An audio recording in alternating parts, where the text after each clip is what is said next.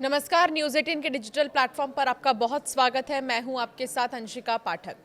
Israel के प्रधानमंत्री Benjamin Netanyahu संयुक्त राष्ट्र महासभा में शामिल होने के लिए न्यूयॉर्क पहुंच गए हैं, लेकिन इस बीच उनकी यात्रा सबसे ज्यादा चर्चा में है। उनकी यात्रा का सबसे दिलचस्प पहलू फ्लाइट रूट है। आधिकारिक विमान विंग्स ऑफ जायन ने सामान्य मार्ग छोड़कर यूरोप के ज्यादातर आकाश को टाल दिया है। फ्लाइट ट्रैकिंग डेटा के अनुसार विमान ने यूरोप के उन देशों के ऊपर से उड़ान नहीं भरी जहां अंतर्राष्ट्रीय आपराधिक न्यायालय यानी आईसीसी का वारंट लागू किया जा सकता है। नवंबर 2025 में आईसीसी ने नेतन्याहू और पूर्व रक्षा मंत्री योआव गैलेंट पर गाजा में कथित युद्ध अपराधों और मानवता विरोधी अपराधों के आरोप लगाते हुए गिरफ्तारी वारंट जारी किया था। इजरायल इन आरोपों को सिरे से खारिज करता रहा है।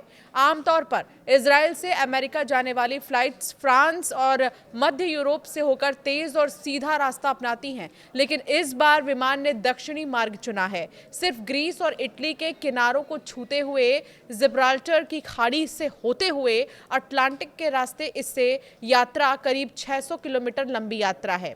आयरलैंड और स्पेन जैसे देशों ने साफ कहा था कि अगर नेतन्याहू उनकी जमीन पर उतरे तो वो आईसीसी के आदेश का पालन करेंगे। दूसरी ओर फ्रांस ने कहा कि वो गिरफ्तारी नहीं करेगा, जबकि इटली ने इसकी संभावना पर ही सवाल खड़े कर दिए। रूस के राष्ट्रपति व्लादिमीर पुतिन पर भी आईसीसी वारंट है और फ्रांस ने उनके मामलों में कड़ा रुख अपनाया था।